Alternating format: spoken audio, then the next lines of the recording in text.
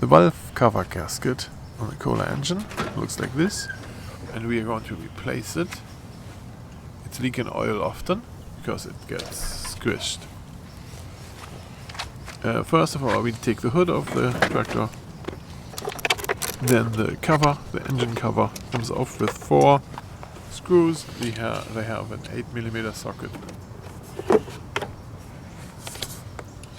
Put that back in there. And then we need to take the spark plug off to not start it by accident. Ventilation comes off here, that little hose. And then we have a bunch of 10mm socket screws here. I put a paper towel underneath because we get like a little bit oil coming out here. It's not much, but there's a little bit in it. We don't want it to leak onto the exhaust. That always causes a lot of smoke, and also this thing can catch on fire when it oils there in that direction. If we glued it on before, it may not come off easy, so a plastic hammer, rubber would help pry this off here. We need to clean both the valve cover as well as the engine head in the sealant area. Let's see if I can pull the old gasket off easy. It's disintegrating from heat and too much pressure, I bet. So this one is on there 1 year. I don't know how many hours I'm running this in a year, so depending on how many hours you run it, it might be worse. Now we have to clean this good. I sometimes use a little knife, like these one-time razor blades, without leaving scratches. They're just clean this up a lot. Then I use a regular brake cleaner on my paper towel here to wipe off any oil. That makes the glue stick better. Let me see what I have here. My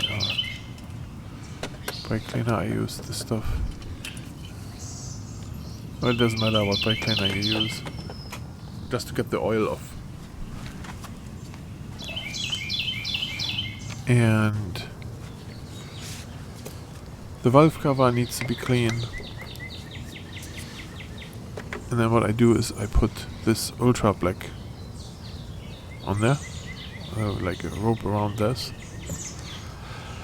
And so I usually put it onto the gasket. On one side, plug it in there, and then on the other. So I have both sides really good, a lot of stuff on there. And then what we need, as I said before, the engine clean.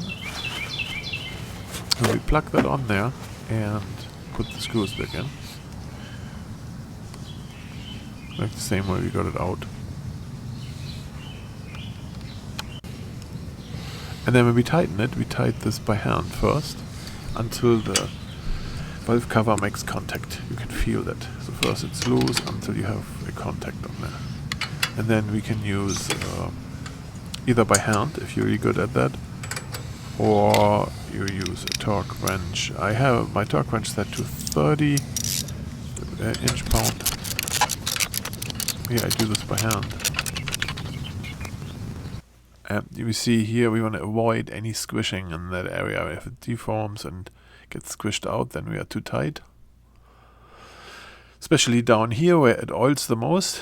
Over here, there we can squish it really hard. So there we have to be extraordinarily careful.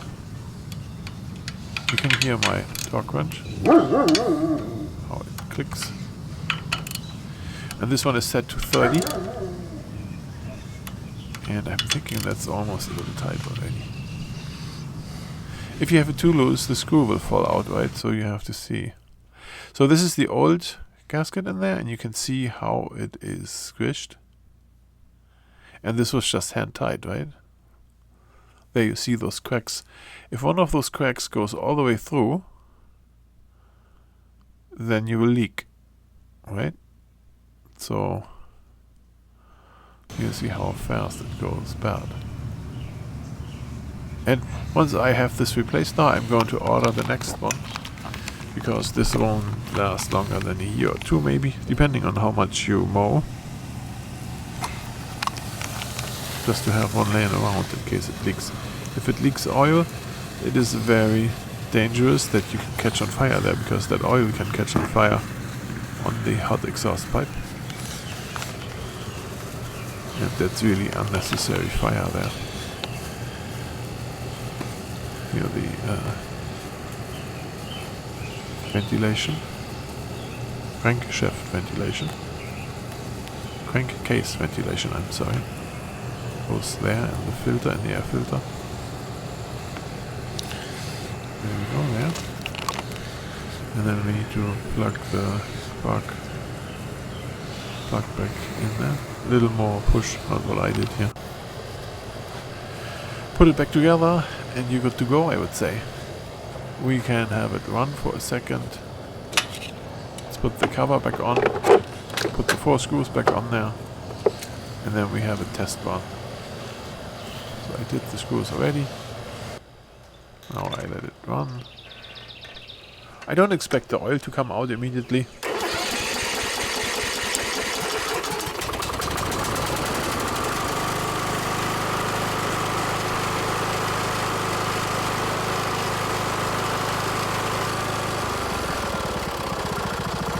Yep, that should do it. I mean, you can let it run for a few minutes, but that's fine. Let it cure for a day or two, and then it's the best to mow the lawn first and then do this repair. Then you can sit for a week.